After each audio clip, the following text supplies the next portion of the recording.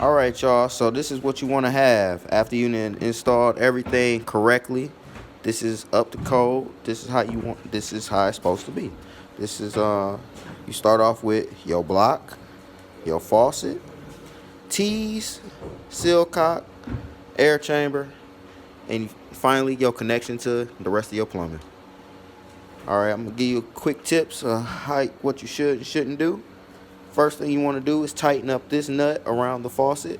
It comes out the box loose. It will leak if you don't tighten it.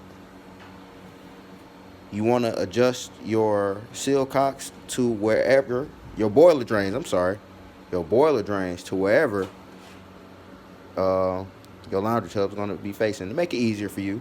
And also open up the valve so the air can flow while you soldering.